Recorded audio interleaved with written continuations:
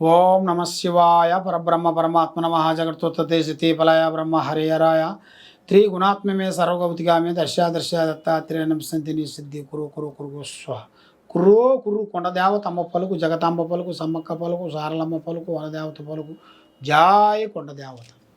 ప్రజలందరికీ నమస్కారము. 2025 మే మాసం సింహరాశి ఫలితాలు. ఈ సింహరాశిలో ఉండవలసిన వాళ్ళకి ఆదాయంలో ఖర్చులో ఎలా ఉంది, వాళ్ళ స్థితిగతులు ఎలా ఉన్నాయి అనేది ఇప్పుడు మనం తెలుసుకోబోతున్నాం.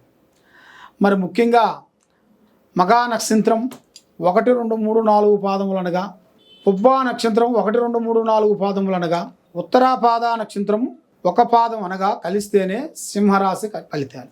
ఈ సింహరాశిలో ఆదాయంలో 11, ఖర్చులో 11. అంటే ఎంత సంపాదిస్తారో అంత ఖర్చు అయిపోతుంటుంది. అంటే వీళ్ళు సంపాదించిన దానికి, తినేదానికి, దానికి ఖర్చు అయిపోతుంది. కాబట్టి మరి ఏ కార్యక్రమం చేసినా, ఏ పని అనుకున్నా, ఏ కార్యక్రమానికి వెళ్ళినా, ఏది అనుకున్నా కూడా 1, 2, 3 సంవత్సరాల నుంచి వీళ్ళకి ఏ కార్యక్రమం ముందుకు రాదు.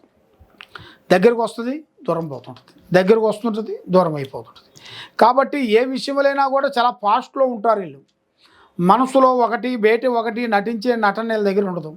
ఏదైనా యథార్థంగా మాట్లాడతారు, ఓపెన్గా ఉంటారు, ముఖముంగల మాట్లాడతారు. ఏదైనా సీఎం వచ్చినా, పిఎం వచ్చినా, ఎవరు వచ్చినా కూడా యథార్థంగా మాట్లాడే మనస్తత్వం కలిగిన వాళ్ళు.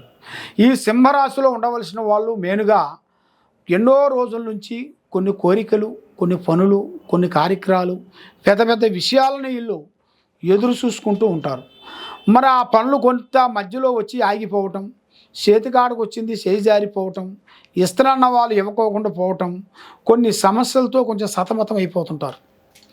మరి వీళ్ళందరికీ సతమతం అయ్యే వాళ్ళందరికీ అదృష్ట యోగం, ధనప్రాప్తి యోగంలో చూసుకుంటే సగమే ఉంది.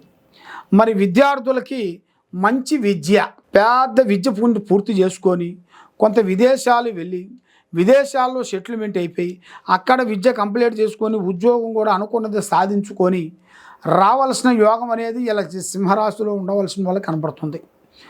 మరి ఉద్యోగదారులకి, వ్యాపారస్తులకి కొన్ని నూతన పనులు, నూతన కార్యక్రమాలు, మరి ఏ కార్యక్రమం చేయాలనుకున్నా ఆ పనులు చేతికాడికి వచ్చి చేజారిపోవటం, నమ్మిన వాళ్ళు, సాయం చేస్తానన్న వాళ్ళు మనకి సహకారం చేయకోకుండా కొన్ని ఇబ్బందులతో పడుతున్నారు. మరి ఎలాంటి ఇబ్బందులు పడే వాళ్ళందరికీ మీకంటూ ఒక టైం అనేది వచ్చేసింది. ఈ సింహరాశిలో అదృష్ట బలం అనేది మీకు పెరిగింది. మరి ఈ అదృష్ట బలం పెరిగిన కాడి నుంచి పెద్ద పెద్ద పనులు, పెద్ద పెద్ద కార్యక్రమాలు, పేరైన సంస్థానం, పేరైన ఉద్యోగము, పేరైన రాజకీయ నాయకంలో కూడా మంచిగా అభివృద్ధిగా పొందాల్సిన యోగం కూడా మీ జాతక యోగంలో చాలా వరకు కనబడుతుంది. మరి ఇప్పుడు ఈ సింహరాశి ఫలితంలో చూసుకుంటే మరి ఏ కార్యక్రమం చేసినా చేతికాడికి రావటం, నోటికి అందుకోకుండా పోవటం, ఇస్తానన్న వాళ్ళు ఇవ్వకోకుండా ఉండటం, బంధుమిత్రులతో కొన్ని ఇబ్బందులు, అన్నదమ్ములతో కొన్ని ఇబ్బందులు, అక్కజెల్లెలతో కొన్ని ఇబ్బందులు, ఇలాంటి కొన్ని సమస్యలు కొన్ని కనబడుతున్నాయి. మరి ఇలాంటి సమస్యలతో సతమతమయ్యే వాళ్ళందరికీ ఒక మంచి రోజు అనేది రాబోతుంది. కాబట్టి మరి మీకు ఈ నెలలో కళ్యాణ యోగం, గృహప్రవేశం అద్భుతంగా జరిగే మార్గాలు కూడా కొన్ని కనబడుతున్నాయి. మరి వైవాహిక జీవితంలో కూడా భార్యాభర్తల మధ్యలో కూడా మీకు మంచిగా కదలిక చాలా బాగుంటుంది. మనస్తత్వం బాగా అర్థం చేసుకోగలుగుతారు. కాబట్టి దాంట్లో ఎలాంటి ఇబ్బందులు అనేది ఉండవు. కాబట్టి ఎన్నో రోజుల నుంచి కోర్టు సమస్యలు కానీ, భూమి సమస్యలు కానీ, ఆర్థిక ఇబ్బందులు కానీ, అప్పు మీ చేతుకుంట ఇచ్చిన ఆ అప్పు రాకోకుండా చాలా వరకు మీరు బాధపడుతూ ఉన్నారా? కాబట్టి ఇప్పుడు ఆ అవకాశం వచ్చింది మీకు.